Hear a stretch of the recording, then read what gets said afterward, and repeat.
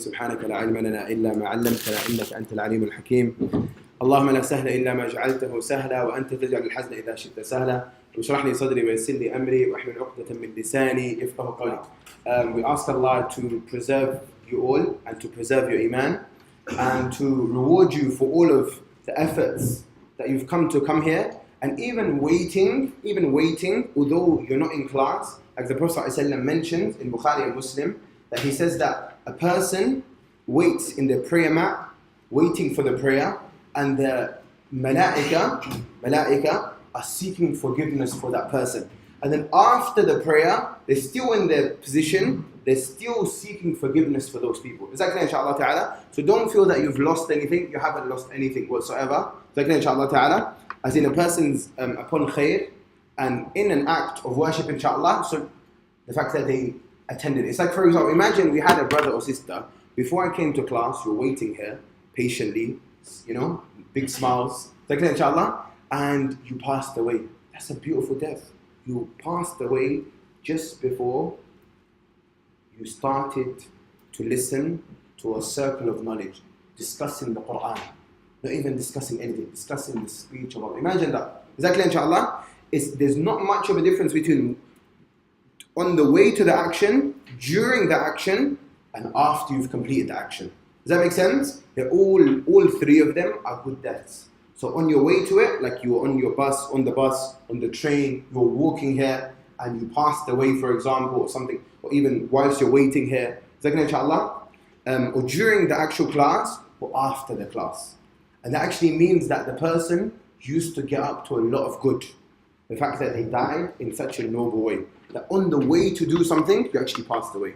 As Ibn Kathir mentions, he says that how you used to live, that's how you die. But it doesn't mean you're going to die exactly like that. You may die on the way to the action or after the action.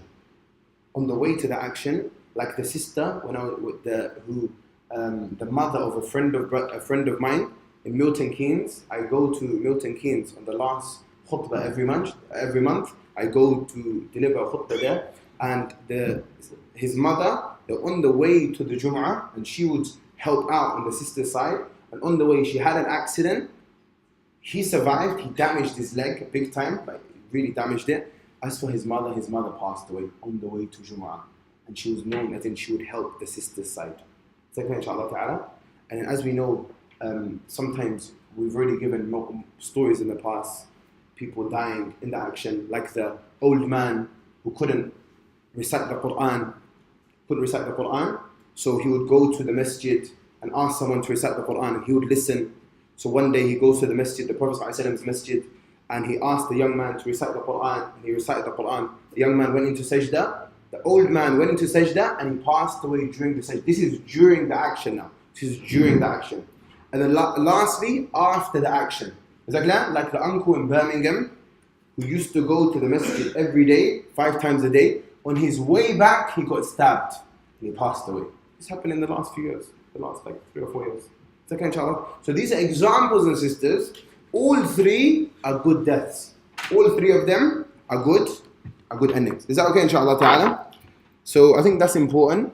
Okay, we're going to move on now, sisters, to the next surah, which is what? Surah Al-Qadr. Surah Al-Qadr. Is that okay? So, we've gone through many of the other surahs. Okay, so first of all, let's go through this surah, sisters. We just mentioned the name of this surah. So the name of this surah is what? Suratul Qadr, or Surah Laylatul Qadr. Laylatul Qadr. Is that clear? Laylatul Qadr, which is in line. Inna anzalnahu fi Laylatul Qadr. So there's Laylatul Qadr, there's Inna anzalnahu fi Laylatul Qadr, meaning the entire first verse. That's the name of this surah. Is that okay, inshallah? That's found in most of the copies of the Quran. Is that clear, inshallah? That's found either Laylatul Qadr or Inna anzalnahu fi Laylatul Qadr in most of the copies of the Quran. Is that clear so far? Okay, this surah either has 5, so according to the majority, this has 5 verses. This surah has 5 verses. And it was also said that it has 6 verses. Is that clear?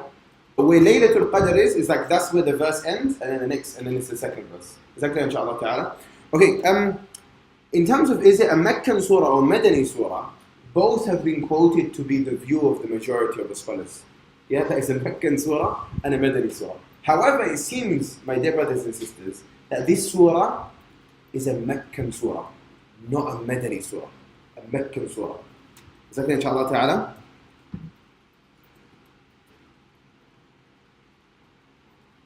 Seems that Meccan surah, meaning so it was in the first 13 years of prophethood. That's the difference. Meccan surah means the prophet was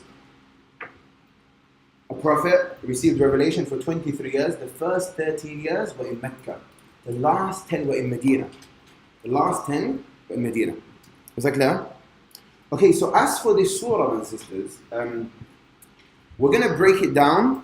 Is that clear? But you're going to have to focus with me because some of these points, they can easily be misunderstood. Is that clear? So I don't want to get into too detailed things, but at the same time, I don't want to not mention them. As I told you guys before, that what I want to try and mention in this class is if we're going to reflect over the Quran, we need to first understand it in a sound manner. A sound manner. Is that clear, inshallah ta'ala? Are you guys with us? And what we've, just to remind you guys, because maybe we didn't mention it here, but we mentioned it when we were teaching it in the other place, the main reference that we use for this particular class is Imam Ibn Jarir al-Tabari's tafsir. Al-Tabari's tafsir is the main tafsir that we use for this particular class. Is that clear, inshallah? That's the main tafsir. Al-Tabari, by the way, he passed away in 310 after Hijrah, so about 1,100 years ago. It's the most classical tafsir available. He is with us? Generally speaking, that's complete. Yeah, that's complete. Is that okay? And probably the most orthodox one as well. Ibn Kathir, most of it's summarized from Al-Tabari. The only difference is Ibn Kathir, he gives his own view at the end. Ibn Kathir has his own nafas, has his own style, if you like. Is that clear, inshallah? But otherwise, he summarizes what Al-Tabari mentions. Does that make sense? Al-Tabari has a very unique style of doing things. Okay, anyway, so let's start. We'll start off with the first verse. Allah says, "Inna anzalnahu fi laylatil qadr." Okay, my sisters. So Allah is saying, "Inna anzalnahu." Inna tafkhim. Is that clear, inshallah? Saying the royal we. He's using the royal we. That we anzalna, sent down. Like surely we sent down. Anzalnahu. What did we send down? What did we send down? Okay, so let's hear, my sisters, because some of you guys may have some background. Be interesting to hear. Anyone have anything that they know about this? Anyone? Go for it. Go for it. The Quran. Okay, Jamie, that's correct what the brother said. But is there anything more? Anyone share some interesting, maybe something deeper than that? That's correct what the brother said. There's nothing wrong with that, by the way. Is that okay, inshallah? Go for it. Revelation. Okay, the final revelation. Fair enough. Nice. That's the same thing though, isn't it? Same thing. Anyone?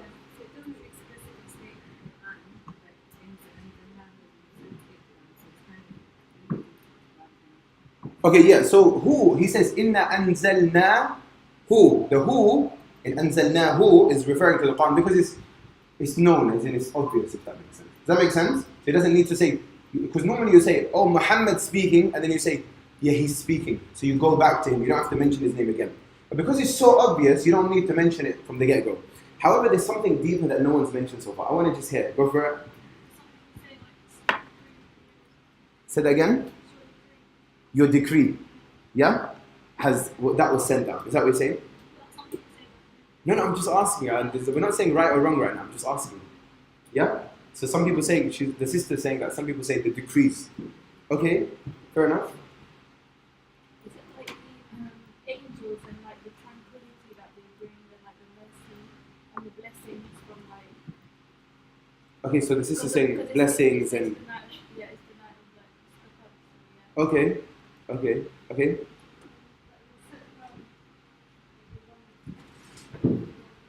It was sent down in one go. Oh, I see. So she's referring to something interesting. Yeah, we'll get back to that in a second. Go for it. Wasn't one of you guys, or was it yourself? Jibreel. Okay. Jibreel. Okay, fair enough. Anyone? This is the last brother, by the way. Yeah? Halas. And the last, we're gonna explain it now.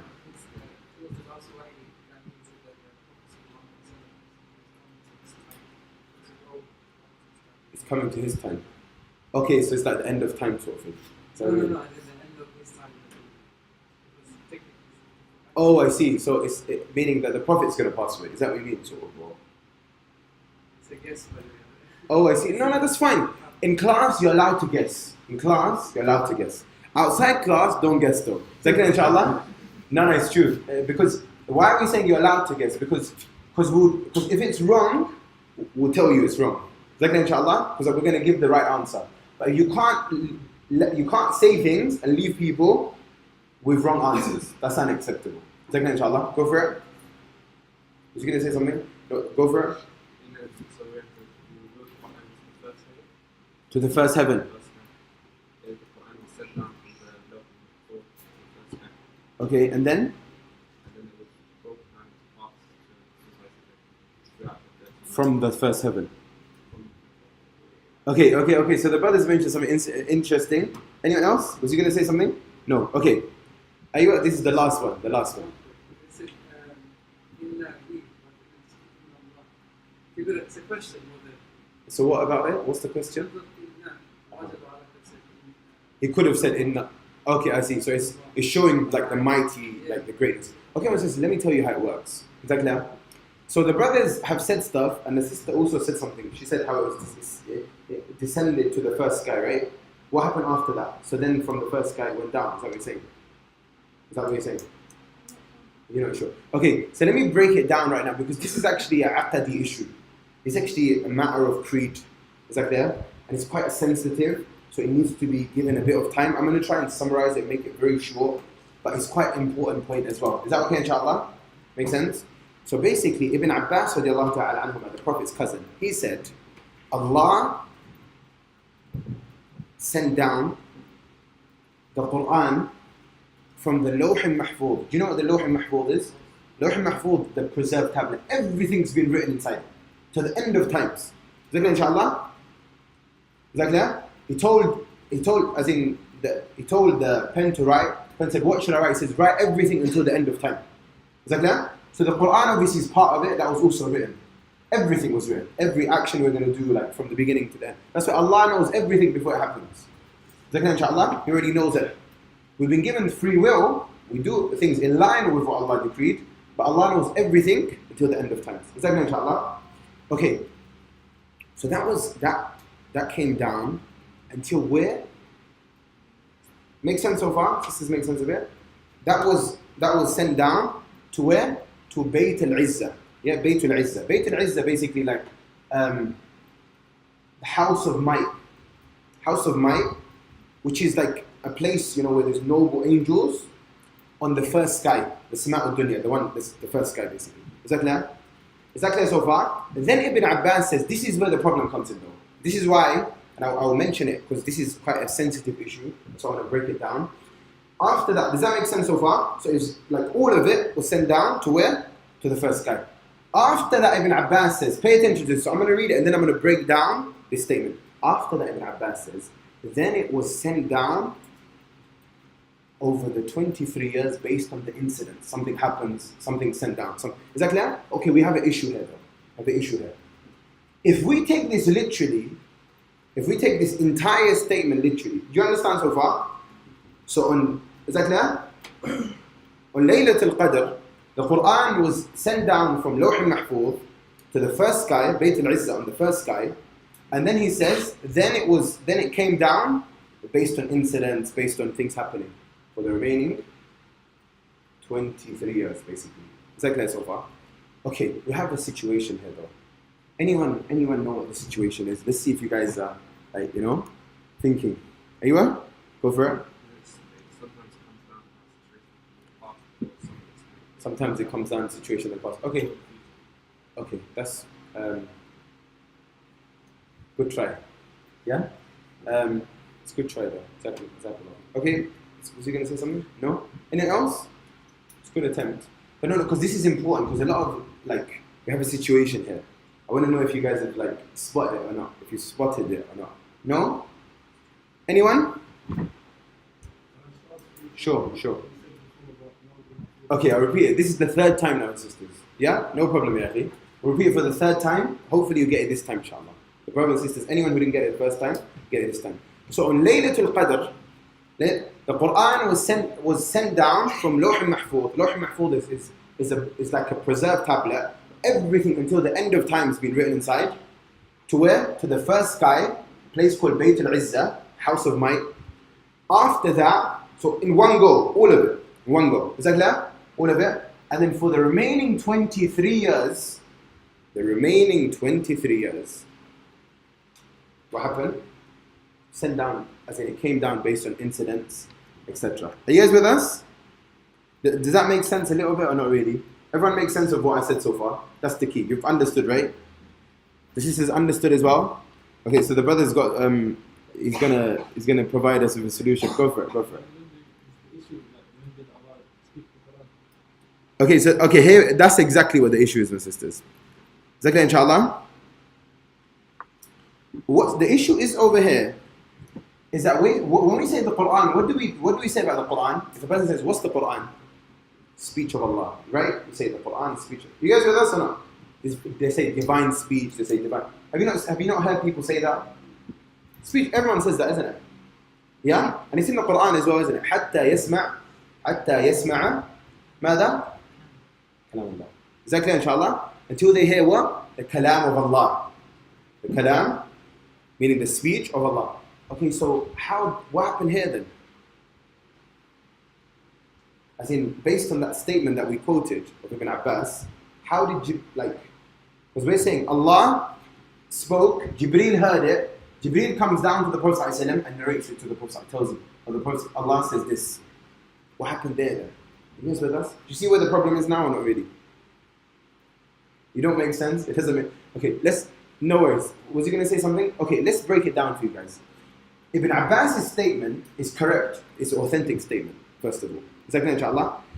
But the fact that the Quran was sent down to the first sky, this is a matter of the unseen. We don't know anything. This is for the people in the sky, basically. This is a matter of the unseen. We don't comment on this. Is that clear? Are you guys with us?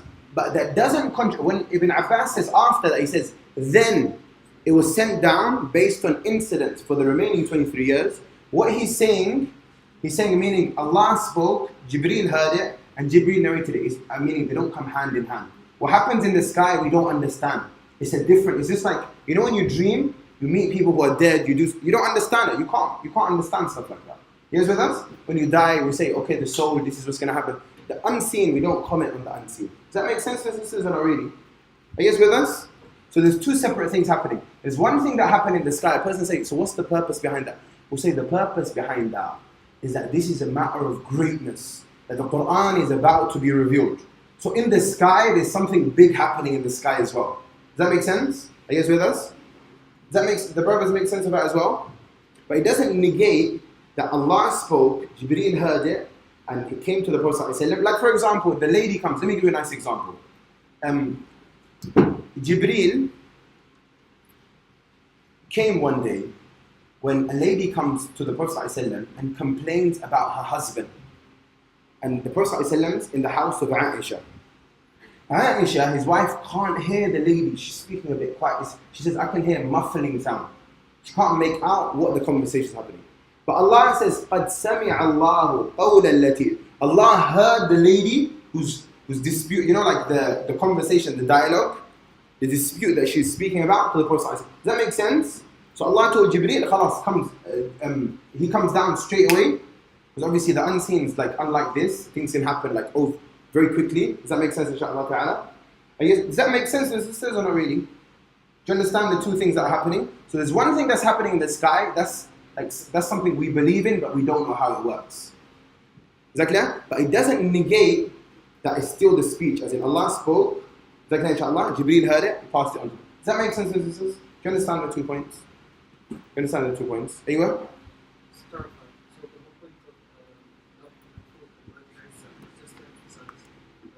The greatness, that's what a number of our scholars mention. Yeah, exactly.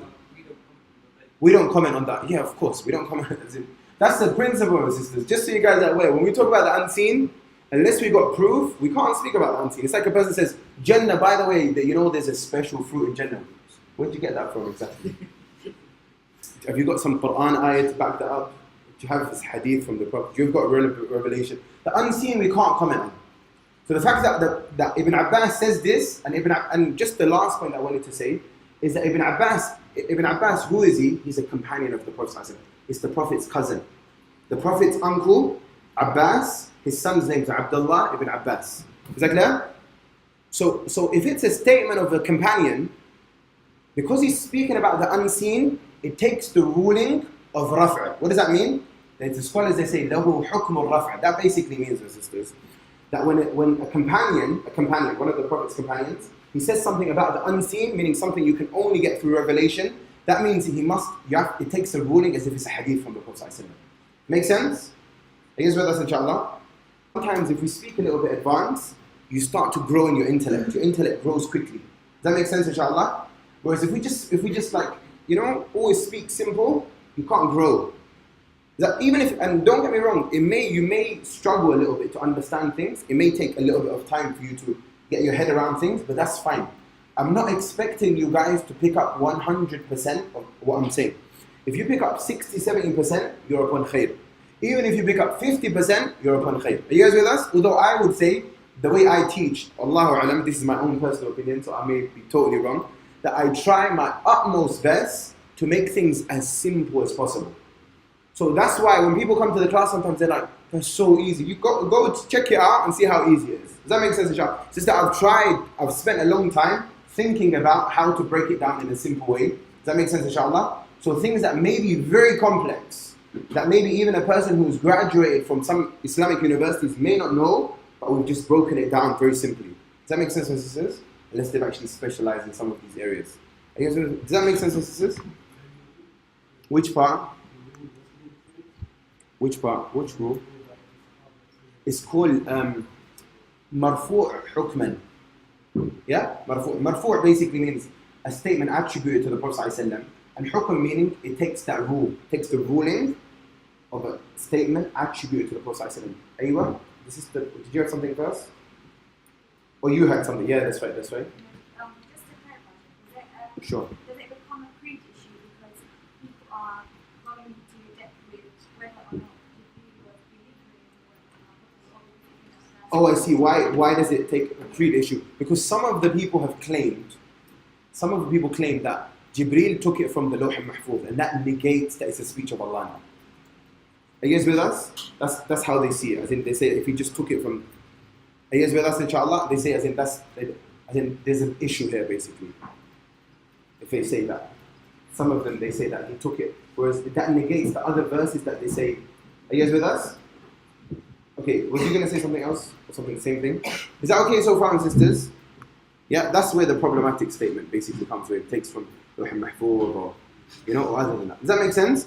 And the main reason why I wanted to share this mas'ala, another point that I wanted to share with you guys and sisters, the main reason why I shared this mas'ala, although some of the brothers and sisters might think that, okay, so why did we share this? Is that clear, inshallah? Because I wanted to teach you guys one important lesson, that when you do tafsir of a Quran, you can't just know Quran to do tafsir of a Quran. You have to have quite a few tools in your toolbox, if you like.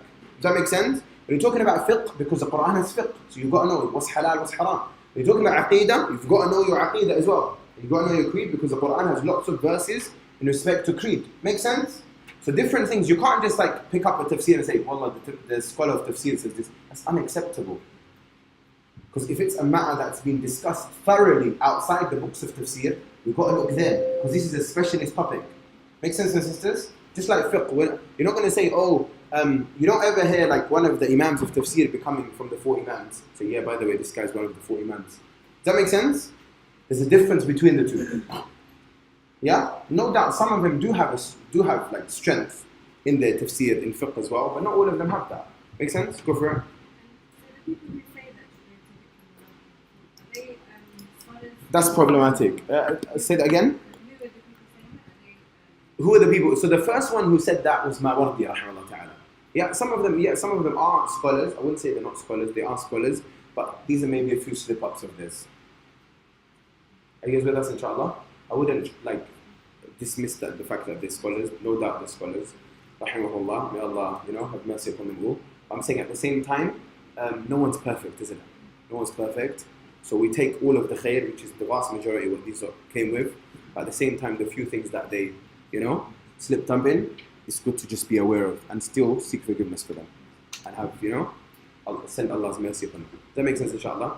Does that make sense, my sisters? Because that's another important point that the sister raised. So at least we know if we feel that, like the majority have disagreed with this view, because this is the view that was new. It started a bit late, if you like. It wasn't around at the time of the Sahaba or Tabi'een, or you guys with us, inshallah. Then when we differ with, if we say that a scholar may have had a slip up, we still ask Allah to forgive them and have mercy upon them, and we speak with them with utmost respect. So, inshallah, we don't dismiss them or say anything unpleasant about them. Is that clear, inshallah? That's unhealthy. Go for it. Is he going to say something? Okay, is that clear so far, my sisters? So that was the first point. Does that make sense, inshallah? Or not really? Does it make sense a little bit? Yeah? Okay, let's continue then. So what we're saying is that we mentioned the unseen, one thing happened there, and we mentioned as well, it doesn't negate the verses that say that it's the speech of Allah. Yeah? The verses still remain exactly how they are. The second thing is, brothers and sisters, that we want to mention is that this verse includes two things. This verse, it says, we send the Quran down from the Lawh al-Mahfuz to Bayt al-Izzah, that's the first thing, and it also includes that we send down the first verses of the Quran, which are the first 5 verses of the next surah, and that's the reason why these two surahs are one after the other. Surah Al-Alaq is the next surah, isn't it? First 5 verses were revealed on that same night. Make sense? So 2 things. Is that clear? Is that okay, inshallah?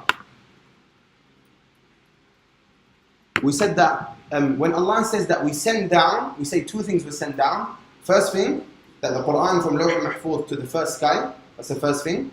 And the second thing, the Quran descending down on the earth also took place at the same time. The first 5 verses, the beginning of revelation, took place at the same time. Makes sense, sisters? Is that okay, inshallah? Yeah? Makes sense, inshallah. Is that okay? Yeah? Okay. Okay, so inna anzalnahu, we've explained that the who, fi, in, layla, layla's night, layla, my sisters, starts from maghrib and it ends at fajr. Layla, is that clear? 24 hours Islamically are divided into 2. This is called Yom is from fajr until maghrib. Layla is the night, it starts at maghrib time and it ends at fajr. Layla, is that clear? Al-Qadr, this is the last bit. Al-Qadr, it was called Al-Qadr for 2 reasons. So over here it's got night of decree. What does that mean, brothers and sisters? What does night of decree mean? Should we explain what it means? It means that on Laylatul Qadr, the year, what's going to happen for the whole year, that's sent down on Laylatul Qadr in respect to 2 things. First one, rizq, arzaq meaning you're going to become rich this year. Is that clear? So on Laylatul Qadr, you're going to become rich next year, you're going to become a millionaire, you're going to lose your wealth as well. Both are written. Is that clear, inshallah? On Laylatul Qadr. That's as in the decree. Is that clear? For the next year. For the next year. Make sense? Is that okay? Okay, the second thing that's also decreed is who's going to die and who's going to become alive. As in who's going to enter the world, who's going to leave the world. Is that clear? So that's the first thing. We say that the decrees are set in respect to 2 things. Arzaq and ajal. Is that clear, inshallah? Arzaq basically provision, who's going to become rich, food. Is that clear, inshallah? And the second one's what? Life and death. 2 things. Make sense? The second thing is, my sisters, it was also called Laylatul Qadr. Yeah, Qadr, because Qadr is so either it could mean decree, like how they've translated it here in this translation, which is correct. But the second reason, which doesn't negate it, which is also the reason why it's called, is what? That it's a Layla Sharifa, Azima. Is that clear, inshallah? Meaning it's a great day. It's like a magnificent day. It's an, a special day. Make sense? Are you guys with us?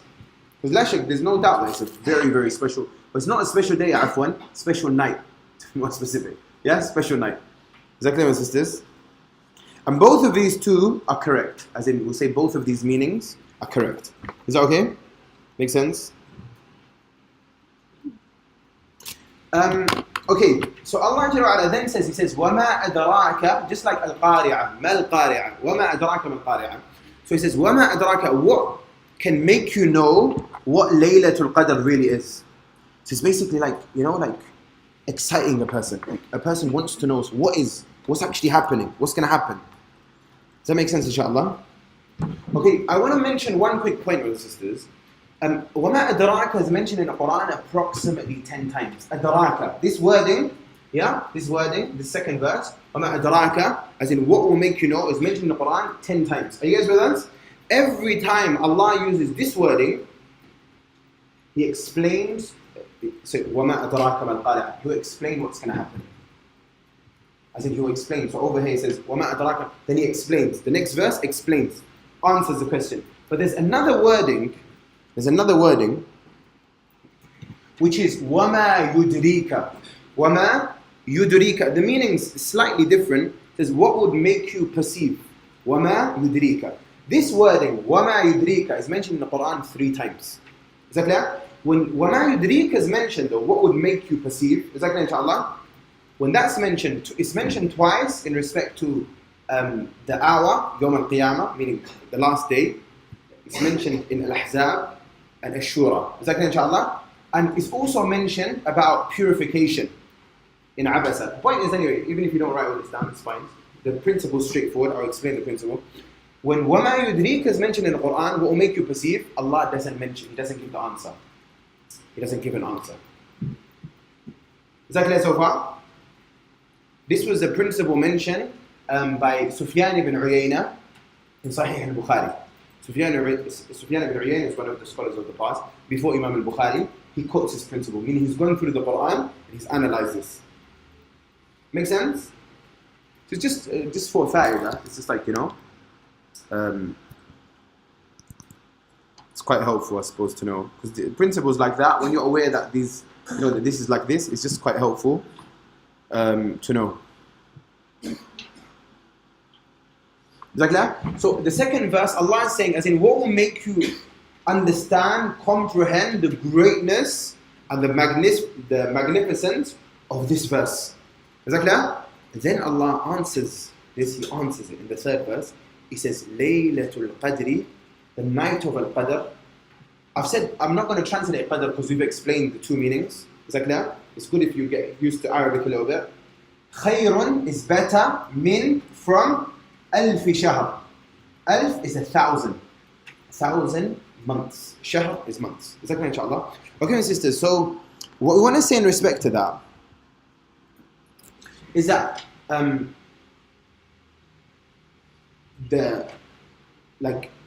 very famous classical view, and Imam al-Tabari rahimahullah quotes this as well, is that what that actually means, that it's better than 1,000 months.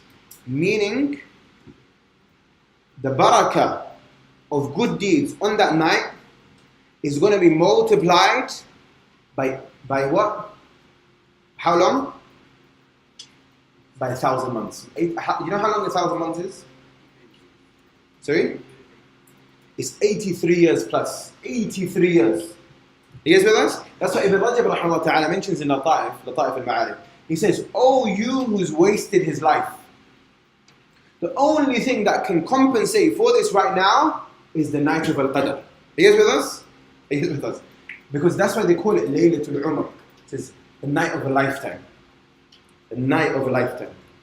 Is that clear? Because oh, you who's wasted his life, the only thing that can compensate, as in can help you out, like boost you up, is catching Laylatul Qadr. You catch Laylatul Qadr, you've just added 83 years of good deeds. For how long did you work?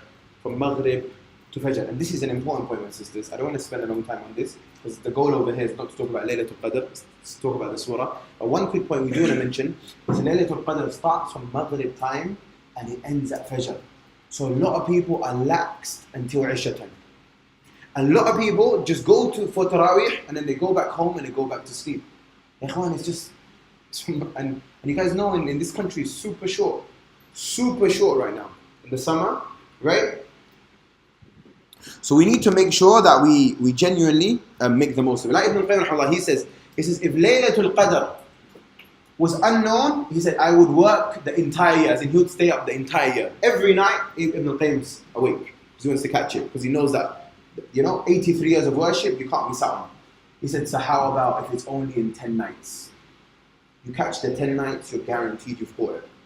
10 nights, you guaranteed you caught it. Is that clear? And we want to mention about Laylatul Qadr, my sisters. Ibn Hajar, rahimahullah, from the scholars of the past, he says that there's 40 plus views in respect to when Laylatul Qadr is. 40 plus. Is that clear? Some of them are totally problematic though. Like they say that Laylatul Qadr was around, but then it was lifted. That's very problematic. Is that clear, inshallah? That's batil in a nutshell. Is that clear, inshallah? That's false. But we'll say that the view of the muhaqqiqeen from the scholars, meaning, these are the scholars who generally critique things, they're very critical and they come up with very nice conclusions. They view that Laylatul Qadr flips every year. It changes every year. Is that clear, inshallah? So one year it may be the 21st, the next year it may be the 23rd. And the second point is as well, some of the scholars like Ibn Taymiyyah, and they have very powerful evidence for it as well, that they believe that it could be on the odd night as well as the even night. Is that clear? And this is the madhab of Abu Sa'id al-Khudri, radiallahu anhu, from the Sahaba. He believes it could be on an odd night and an even night. Does that make sense, my sisters? But the day that is most probable for Laylatul Qadr is what night? The 27th night. That's the most probable one. Is that clear, inshallah? That's why when you find a lot of masjids go overboard on that particular night, it's actually a good thing, it's not a bad thing. I wouldn't say it's a bad thing. Is that clear? Ubay bin Ka'ab in Sahih Muslim, the companion, would swear upon Allah it's on the 27th night. Would swear upon Allah that it's on the 27th. Is that clear, inshallah? But we'll say, in order to be safe, and I would say definitely, because there's narrations proving that it could be the 21st night, the 23rd night. This is maybe the understanding of Ubay. I would say if you do your 10 nights, you're sorted. And I would say, my sisters, for all of you guys, make Isha and Fajr in Jama'ah, you've just clocked the night. Khalas. You've clocked the night. That's actually a smart way of catching Laylatul Qadr in case there's anything that goes wrong. Is that clear, inshallah? Why is that? Because the Prophet says that anyone who prays Isha in Jama'ah, he gets rewarded half of the night. You pray Fajr along with that in Jama'ah, so Isha and Fajr, you get the reward as if you prayed the entire night. If you've just done that, you've just clocked it. After that, you're topping up now. Just topping it up. It's like now you've got 100%, now you want to go for a few 100%. Does that make sense? But no, it's important, yeah, don't forget this one. Anyway, so even those who have exams the next day, I would say, at least Isha and Fajr in Jama'ah. Go for it. That's true. No, that's not true. That's true. Sorry, that is true. Yeah, that there are signs. That it's a very calm sort of night, and yeah, there's the authentic reports, definitely. Yeah. Okay, let's continue, inshallah. Is that okay? The Prophet ﷺ would do i'tikaf on the last 10 nights, just to catch Laylatul Qadr. Do you guys know that? I'tikaf meaning you stay in the masjid for the entire 10 days just to catch it. Is that clear, inshallah? Yeah, okay, is that clear, my sisters? Is that clear? Okay, the next part, Allah Ta'ala, He says, Laylatul Qadri khayrun min alfi shahr, تنزل الملائكة والروح فيها بإذن ربهم من كل أمر. The malaika, they come down, and in some of the reports, authentic reports, they're more than the amount of pebbles and stones on the earth. Angels all come down. And a ruh is Jibreel alayhi salam. And ruh, meaning so, because he's the greatest angel. Is that clear, inshallah? He comes down as well. On that night, fiha, the ha is going back to the night of al-Qadr. The ha, fiha, meaning on the night of al-Qadr. بِإِذْنِ رَبِّهِمْ, with the permission from Allah. So it's an act of worship, as in they've come down with the permission of Allah. مِن كُلِّ أَمْرٍ. Is that clear, inshallah? For every matter, meaning that He's decreed.